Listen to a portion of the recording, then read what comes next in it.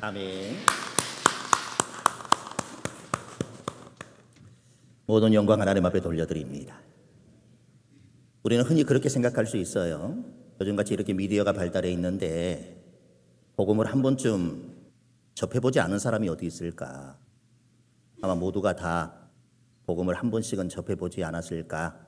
막연히 그렇게 생각할 수 있는데 오히려 미디어가 발달하기 때문에 취사 선택할 수 있는 그런 시대가 되었잖아요. 자기가 관심이 없는 분야는 결코 찾아보지 않는 그런 시대가 되었습니다. 예전엔 TV를 켜면 일방적으로 보내준 걸 봤다라고 하면 이제는 굳이 그걸 볼 필요가 없는 것이죠. 내 관심사 또 내가 생각하는 것들을 얼마든지 취사 선택할 수 있는 그런 시대가 되었기 때문에 오히려 복음을 접하기가 더 어려운 시대가 되었는지도 모릅니다. 그래서 우리는 날마다 이 복음을 전파하는 그런 삶을 살 수 있어요. 우리에게 주어진 사명이 훨씬 더 막중한 그런 시대를 살아가고 있음을 기억하면서 때를 얻든지 못 얻든지 듣든지 안 듣든지 우리가 해야 할 그 복음 전파의 사명을 신실히 감당하며 살아가는 모든 성도님들 되셨으면 좋겠습니다. 인사하겠습니다. 은혜와 평강이 성도님들에게. 아멘. 인사하시죠. 오늘도 예배 자리 나온 여러분 모두에게 하나님의 은혜와 평강이 충만하게 흘러넘치기를 소망합니다. 백악관을 기도실로 만든 대통령 링컨이라 이런 책이 있는데 여기에 링컨이 한 이야기가 소개되고 있습니다. 타인의 나쁜 점을 말한다는 것은 언제나 자기 자신에게 손해를 가져온다는 사실을 기억하라. 상대의 좋은 점을 찾아 말하라. 그리하면 자신도 남도 이롭게 되리라. 미국 대통령들은 취임식 때 자신이 좋아하는 성경 구절을 택해 취임 선서를 한 후에 성경에 입을 맞춤으로써 하나님의 말씀에 대한 경외심을 나타냅니다. 이것은 초대 대통령이었던 워싱턴 때부터 지금까지 내려온 그런 전통이라고 합니다. 링컨 대통령이 특별히 좋아해서 취임 선서를 할 때 선택했던 성경 구절은 오늘 본문인 마태복음 7장 1절의 말씀이었습니다. 비판을 받지 아니하려거든 비판하지 말라. 링컨이 이 말씀을 평생 가슴에 새기게 되기까지 그의 인생에 커다란 전환점이 된 사건이 있었다고 합니다. 링컨은 어린 시절에 장난이 아주 심한 그런 어린이였습니다. 그는 곧잘 다른 사람들을 골탕 먹였고 누군가를 비난하는 글을 써서 사람들의 눈에 잘 띄는 길거리에 떨어뜨려 놓고는 사람들이 그 글을 읽고 재미있어하는 그런 모습을 지켜보곤 했다고 합니다. 이러한 링컨의 좋지 않은 습관은 변호사 시절에도 그대로 나타났는데 평소 잘난 척하는 젊은 정치인이 있었는데 그는 그를 늘 못마땅하게 여겼습니다. 어느 날 그를 골탕 먹이기로 작정을 하고 익명으로 비난하는 글을 써서 신문에 실었습니다. 하지만 그 글을 쓴 사람이 링컨이라는 사실이 드러나게 되었고 젊은 정치인은 얼마나 화가 났던지 목숨을 건 결투를 신청을 했습니다. 링컨은 자신의 잘못을 사과하며 결투를 피해보려고 애썼지만 이미 분노로 가득 찬 마음을 돌이키기에는 역부족이었습니다. 목숨을 건 결투가 시작되기 직전 그때까지도 링컨은 서로의 목숨을 빼앗는 그런 싸움만은 피하기를 원했습니다. 그래서 마지막으로 친구들에게 중재를 부탁을 했고 다행히 젊은 정치인은 그의 사과를 받아들여 피를 부르는 결투는 중단이 되었습니다. 이 사건은 링컨의 마음에 잊을 수 없는 그런 큰 충격을 주었고 이로 인해 그는 자신의 좋지 못한 습관이 얼마나 큰 화를 자초하는지 절실히 깨닫게 되었습니다. 링컨은 이 사건을 거울 삼아 이후로 두 번 다시 다른 사람을 비방하거나 모욕하는 그런 일을 하지 않았으며 오히려 다른 사람들을 칭찬하고 높여주는 사람이 될 것을 마음속으로 결심하였다라고 합니다. 그리고 이 1절의 말씀을 평생 마음에 새겼다라고 합니다. 비판을 받지 아니하려거든 비판하지 말라. 그런데 이 말씀은 많이 왜곡되는 그런 구절이기도 합니다. 아전인수격으로 자기에게 유리한 대로 해석하기에 딱 알맞는 그런 구절이기 때문입니다. 몇 년 전에 어떤 대형교회 목사님이 교회 돈 수백억을 횡령하는 그런 일이 있었습니다.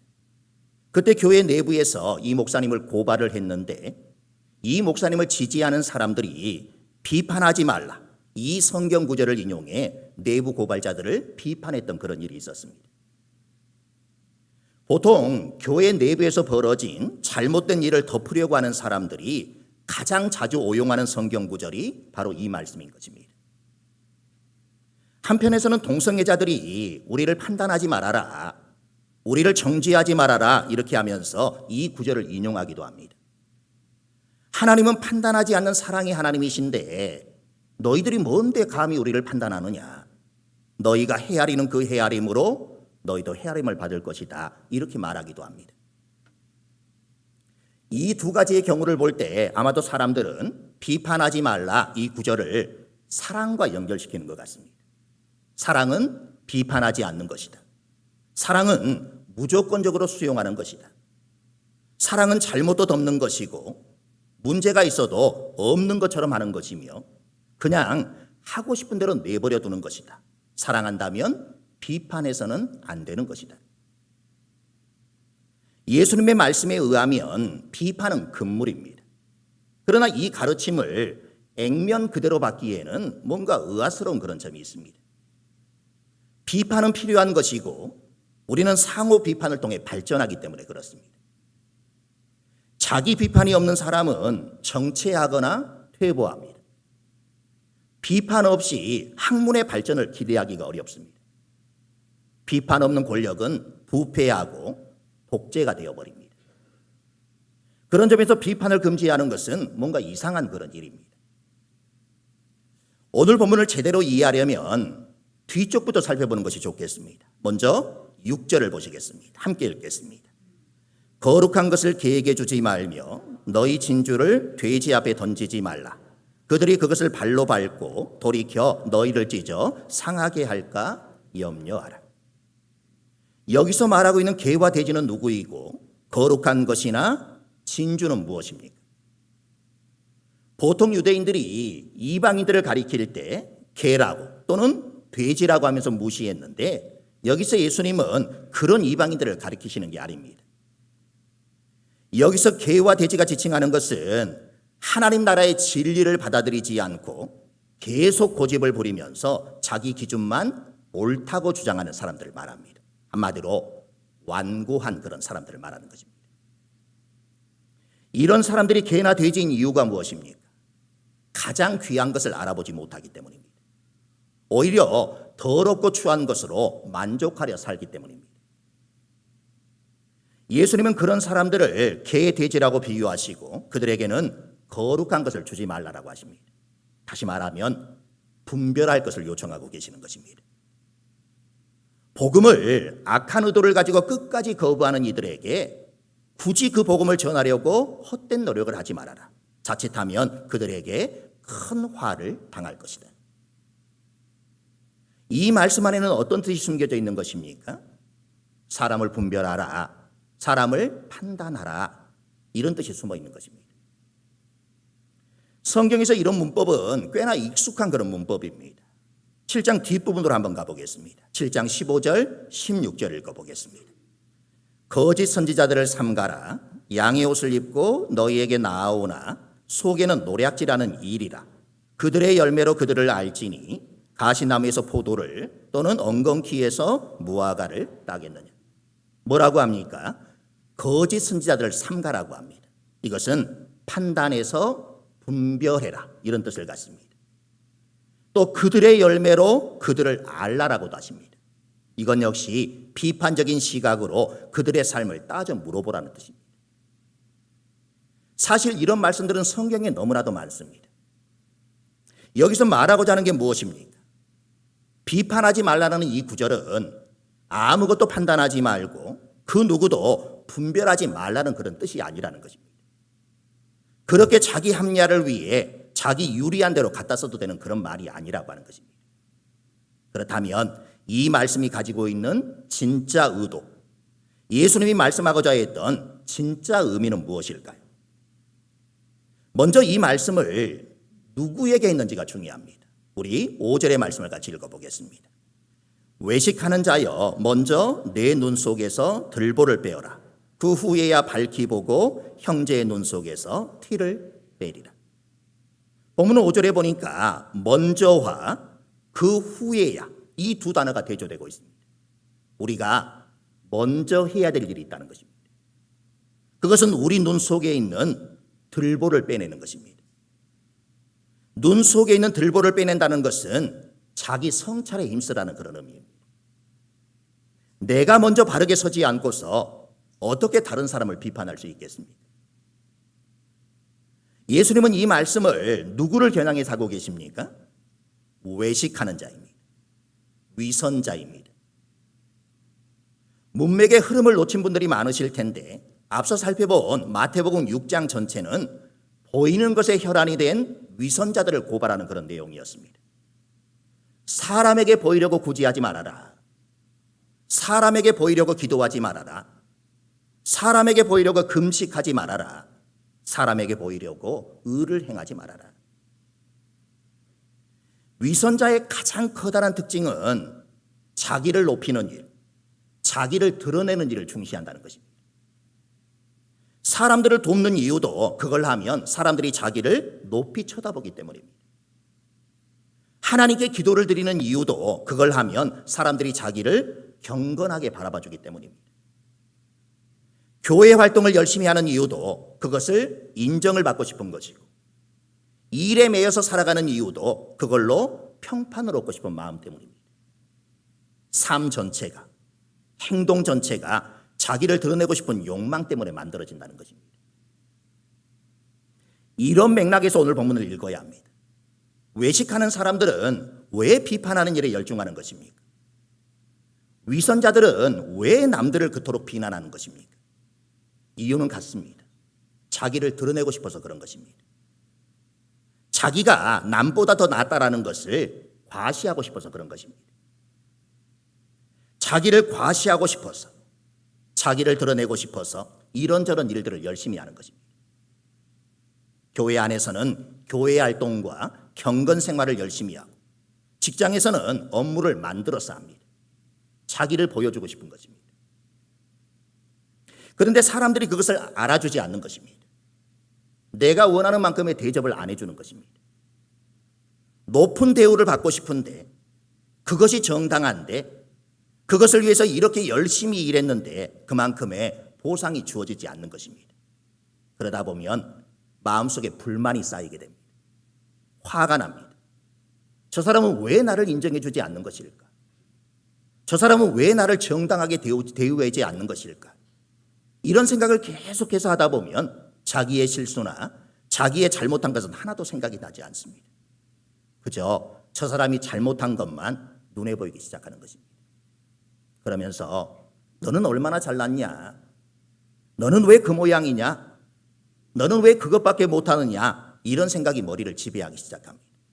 결국에는 상대의 모든 것이 마음에 들지 않게 되는 것입니다. 그리고 비난하는 일, 비판하는 일에 열중하게 되는 것입니다. 자기 눈 안에 있는 거대한 들보는 보지 못하고 다른 사람의 눈에 있는 티만 보이게 된다는 것입니다. 그 본질적인 원인이 무엇인가? 자기를 높이고 싶은, 자기를 드러내고 싶은 마음, 그 교만한 마음이 이런 위선을 만들어내더라는 것입니다. 이 말씀은 겉으로 비판하는 사람들에게만 해당되어지는 것이 아닙니다. 예수님이 지적하는 모든 죄는 행위에 관한 것이 아니라 마음에 관한 것입니다. 말로 비판을 안 한다고 이 말씀을 피해갈 수 있는 것은 아니라는 것입니다. 보통 말로 안 하는 사람들이 속으로 더 많은 비난을 하는 경우가 있기 때문입니다. 마음속으로는 온갖 판단과 비난과 정죄를 하면서 말로 하지 않았으니 괜찮다 이렇게 생각하는 사람들이 있다라고 하는 것이죠. 아닙니다. 잘못입니다. 스스로 이것에 속으면 안 된다는 것입니다. 그리스도의 복음은 우리의 행위 몇 가지를 바꾸는 것에 목적이 있는 것이 아니라 우리의 마음 자체를 변화시키는 것에 목적이 있기 때문입니다. 지금 우리는 남을 비판하고 정죄하고 비난하는 일이 위선과 깊은 관련이 있다는 것을 배웠습니다. 그렇다면 이 말씀 앞에서 우리를 한번 살펴보십시다. 우리는 다른 사람에 대해 어떤 생각을 갖고 있습니까? 아주 조그마한 잘못 하나에도 습관적으로 비난하는 마음이 생기지는 않습니까? 상대방의 약점이 그 사람을 평가하는 전부가 되고 있지는 않습니까? 실수와 잘못을 꼼꼼히 기억하면서 무슨 일이 있을 때마다 그것을 꺼내들고 그 사람을 비난하고 있지는 않습니까? 만약에 우리가 이와 같다고 하면 우리는 위선자일 가능성이 높습니다. 3절, 4절을 계속해서 보겠습니다. 함께 읽겠습니다. 어찌하여 형제의 눈 속에 있는 티는 보고 내 눈 속에 있는 들보는 깨닫지 못하느냐? 보라, 내 눈 속에 들보가 있는데 어찌하여 형제에게 말하기를 나로 내 눈 속에 있는 티를 빼게 하라 하겠느냐? 예수님은 티와 들보를 예로 비유하고 계십니다. 영어 성경에서 이 구절에 티를 톱밥 부스러기라 이렇게 번역을 하고 있고 들보는 널판지라 이렇게 번역을 했습니다. 기막힌 표현이 아닐 수 없습니다. 영어 단어를 통해 비교해 보면 톱밥과 널판지의 차이는 비교조차 허용하지 않습니다. 어떻게 자신에게 있는 널판지는 보지 못하고 남의 눈에 있는 톱밥 부스러기는 발견하는 것일까? 나에게 더 큰 허물이 있는데 누구에게 강요할 수 있겠습니까? 즉 위선자는 자기 안에 있는 거대한 잘못과 죄악은 바라보지 못하고 다른 사람에게 있는 작은 잘못과 죄악만을 비난한다는 것입니다. 왜 그런다고 했습니까? 비난과 정죄는 내가 너보다 낫다라고 하는 뿌리 깊은 생각이 오기 때문입니다. 비난과 정죄는 남보다 나를 소중히 여기는 마음에서 오기 때문입니다. 나는 대접받아야 한다. 나는 인정받아야 한다. 나는 나에게 합당한 대우를 받아야 한다. 나는 높아져야 한다. 이런 생각이 다른 사람을 향한 비난과 정죄로 이어지는 것이며 사실 이것은 위선, 나를 드러내기 위한 수단 중의 하나라고 하는 것입니다. 그러므로 오늘 본문의 진짜 의도는 아무것도 분별하지 말고 아무것도 판단하지 말고 아무것도 비판하지 말라는 것이 아닙니다. 예수님은 오늘 본문을 통해서 우리 안에 교묘히 자리 잡고 있는 위선의 죄악을 폭로하고 계시는 것입니다. 머릿속으로, 마음속으로, 입으로 다른 사람을 비난하고 정죄하고 판단하는 그 근본적인 이유가 바로 나를 높이고 싶은 교만에서 비롯된다는 것을 알고 계시는 것입니다. 더 놀라운 것은 그처럼 엄청나게 큰 널판지를 눈에 넣고 다니는 사람이 그것에 대해서 전혀 불편함을 못 느낀다라고 하는 점입니다. 지금 예수님이 말씀하고 있는 것이 바로 그것입니다. 그런 사람이 조금만 티가 눈에 들어간 다른 사람에게 그 티를 빼라고 할 수 있겠느냐 이렇게 말씀하고 있습니다. 여러분, 우리 눈에는 치명적인 약점이 있습니다. 자신을 보지 못한다는 것입니다. 자신의 눈 속은 보지 못하면서 남의 눈 속에 있는 티를 찾아내는 능력을 갖고 있습니다. 이것이 바로 병든 눈입니다. 예수님을 만난 사람은 자신을 볼 수 있는 눈을 갖게 됩니다. 예수님이 우리에게 자신을 보는 눈을 주시기 때문입니다. 내 형제의 눈에 있는 티를 본다 이렇게 말씀을 했습니다. 여러분, 옆 사람 눈에 있는 그 티를 볼 수 있습니까? 없습니까? 사실 그 사람이 말하기 전까지는 보지 못합니다. 다른 사람의 눈에 티를 발견하는 사람은 안과 의사입니다. 의사도 아닌데 다른 사람의 눈 속에 들어있는 티를 보고 빼려고 하는 사람이 있다면 그 사람은 정말 능력자인 것입니다. 이 말씀은 다른 사람의 작은 허물을 발견할 줄 안다는 것입니다. 다른 사람의 작은 실수를 발견하는 그런 사람을 말합니다. 눈에 자꾸 다른 사람이 잘못한 것이 보입니다. 보고 싶지 않아도 보인다라고 말합니다. 그래서 눈으로 본다는 것은 판단한다라는 뜻이 있습니다. 눈으로 보았다라는 말은 내가 그렇게 판단했다라는 말입니다. 입은 단지 눈이 판단한 것을 알리는 그런 대변인에 불과합니다. 그러므로 비판하지 말라라는 말씀은 다른 사람들을 판단하고 비난하는 그 잣대를 가지고 자기 자신을 돌아보라는 그런 말씀입니다. 본문 2절을 읽어보겠습니다. 너희가 비판하는 그 비판으로 너희가 비판을 받을 것이요 너희가 헤아리는 그 헤아림으로 너희가 헤아림을 받을 것이니라. 여기서 헤아리다라는 말은 재다, 측량하다, 계산하다 이런 뜻을 갖습니다.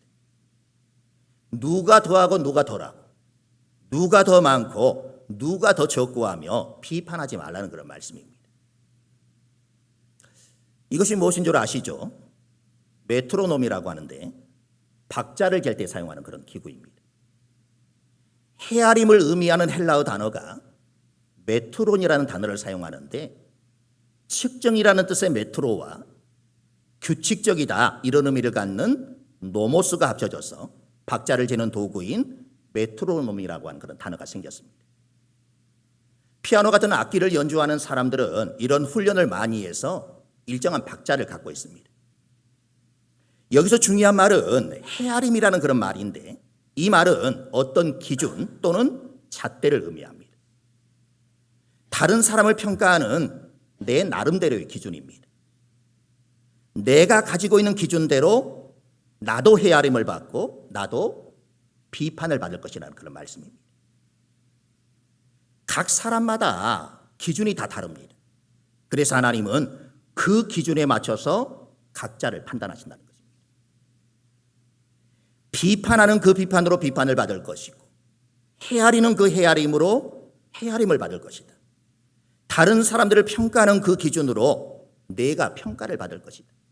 그러므로 너는 다른 사람을 비판하는 일에 열중하지 말고 동일한 잣대를 가지고 너 자신을 점검하라. 너 자신의 허물을 판단하라. 스스로 높아지려고 다른 사람을 낮추려고 들지 말고 너 자신을 낮추기 위해 비판의 칼날을 내 마음에 들이대라. 내 안에 있는 들보를 발견해라. 이런 뜻입니다. 찰스 스윈돌 목사는 그의 산상수인 설교집인 은혜의 각성에서 비판하지 말아야 할 7가지 이유를 다음과 같이 설명을 합니다. 첫 번째가 뭡니까? 우리는 모든 사실을 다 알지 못한다는 것입니다. 정당한 비판을 위해서는 모든 사실을 다 알아야 하는데 하지만 우리는 늘 제한된 사실에 대해만 지식을 가지고 있을 뿐이기 때문입니다. 두 번째는 뭡니까? 우리는 그 동기를 다 이해할 수 없다는 것입니다. 우리가 누군가를 비판할 때 우리는 그 사람의 동기를 완전히 파악할 수가 없죠. 겉으로 드러나는 행동이나 말, 표정을 통해서 그 동기를 100% 알기는 불가능하다는 것입니다. 동기를 이해하지 못하면서 무조건 비판하는 것도 잘못된 것이라고 말합니다. 세 번째는 뭡니까? 완전히 객관적으로 사고할 수 없다는 것입니다. 어느 누구도 자신의 판단이 객관적이라고 말할 수 없습니다. 모든 사람의 각자의 판단은 늘 어느 정도 주관적일 수밖에 없기 때문입니다. 네 번째는 뭡니까? 상황을 완전히 알지 못하기 때문입니다. 동일한 사실도 어떤 상황에서는 다른 의미를 가질 때가 있습니다. 그래서 상황을 제대로 알지 못하고서는 쉽게 누군가를 비판해서는 안 된다는 것입니다. 다섯 번째는 뭡니까? 보지 못하는 부분들이 있을 수 있다는 것입니다. 우리의 인식은 늘 제한적입니다. 제한적이기 때문에 우리가 보고 싶어도 보지 못하는 부분들이 있습니다. 누군가를 비판하고자 할 때 우리는 늘 이 점을 염두에 두어야 한다는 것이죠. 여섯 번째는 뭡니까? 우리는 편견이 있으며 시야가 흐려질 수 있다는 것이죠. 모든 사람들에게는 편견이 있습니다. 편견이 있는 한 우리의 평가는 사실에 근거한 평가가 될 수 없다는 것입니다. 이미 평가를 내려놓고 거기에 필요한 사실들만을 열거하는 것이 될 수 있다고 하는 것입니다. 마지막 7째는 뭡니까? 우리 자신은 불완전하며 일관성이 없기 때문이라 이렇게 말합니다. 인간은 늘 불완전합니다. 특별히 일관성이 없습니다. 그렇다면 누군가를 비판하는 것은 자제해야 하는 그런 일이 되지 않을까요? 한 잡지에 어느 아파트에 사는 한 부인의 이런 체험담이 실린 적이 있습니다. 그 부인은 이따금씩 응접실에 앉아서 커피도 마시고 또는 신문을 읽으며 시간을 보내곤 했습니다. 그런데 그 부인이 사는 아파트는 작은 길 하나를 사이에 두고 건너편에 있는 아파트와 마주보고 있는 그런 아파트였습니다. 그러다 보니까 건너편 아파트의 응접실이 육안으로도 다 보이는 것입니다. 그리고 본의 아니게 건너편 아파트에 사는 부인이 응접실에서 책을 읽거나 뜨개질하는 그런 모습이 이따금씩 눈에 띄곤 했습니다. 그러던 어느 날 여느 때와 마찬가지로 커피잔을 들고서 응접실의 소파에 앉았습니다. 자연의 눈길은 건너편에 있는 아파트로 쏠렸습니다. 그런데 그날따라 건너편 아파트에 있는 부인의 모습이 흐릿하게 보이는 것입니다. 그러자 그 부인은 혼잣말로 이렇게 중얼거렸습니다. 아무리 바빠도 창문이라도 좀 깨끗하게 닫고 책을 읽든지 뜨개들을 하지. 지저분하게 저게 뭐야. 곱상하게 생기신 분이 집안일은 참 엉망이구나. 그로부터 며칠이 지난 따뜻한 봄날이 되었습니다. 그래서 그는 집안 구석구석을 쓸고 닦으면서 대청소를 했습니다. 그리고 창문도 깨끗하게 잘 닦았습니다. 그 부인은 청소를 다 마치고 난 뒤에 커피 한 잔을 들고 응접실 소파에 기대어 앉았습니다. 이번에도 그의 눈길은 자연스럽게 건너편 집의 응접실로 쏠렸습니다. 그런데 이게 웬일입니까? 건너편 아파트에 사는 부인이 응접실에서 뜨개질하고 있는 그 모습이 너무나도 선명하게 잘 보이는 것입니다. 그 순간 그 부인의 머리에는 이런 생각이 스쳐 지나갔습니다. 아, 내가 얼마 전에 저 부인이 집 창문을 제대로 닫지 않아서 잘 보이지 않는다라고 투덜거렸는데 이제 보니까 누구의 창문이? 우리 집 창문이 제대로 닫혀지지 않아서 그렇구나. 그러면서 부인은 자신의 경솔함과 남을 판단하는 것을 깊이 뉘우쳤다고 합니다. 그리고 그 일이 계기가 되어서 다른 사람을 함부로 비판하거나 판단하지 않기로 다짐했다고 합니다. 사랑하는 성도 여러분, 탈무드에 이런 말이 있습니다. 남을 나쁘게 험담하는 것은 살인보다 더 위험한 일이다. 왜냐하면 살인은 한 사람만을 죽이지만 험담은 세 사람을 죽이는 일이 되기 때문이다. 험담을 한 자와 그 험담을 막지 않고 들은 자, 또 이 험담으로 피해를 보는 자이다. 우리는 비난, 비판, 정죄해야 변화한다 이렇게 생각하지만 사실은 반대입니다. 사람의 비판이 멈춰야 영혼 속에서 양심의 소리가 들려오게 되는 것이고 성령의 음성이 나타나기 시작하는 것입니다. 비난, 비판, 정죄가 사라지면 하나님의 역사가 나타납니다. 우리 삶에서 비난, 비판하는 상대가 대부분 우리가 소중하게 생각하는 사람들입니다. 상대의 잘못이 보이더라도 그것을 지적하기보다는 오히려 사랑받고 있다는 것을 확신시켜 주시길 바랍니다. 그러면 성령의 음성을 듣게 될 것이고 스스로 바른 길을 찾아가게 될 것입니다. 찬양하겠습니다.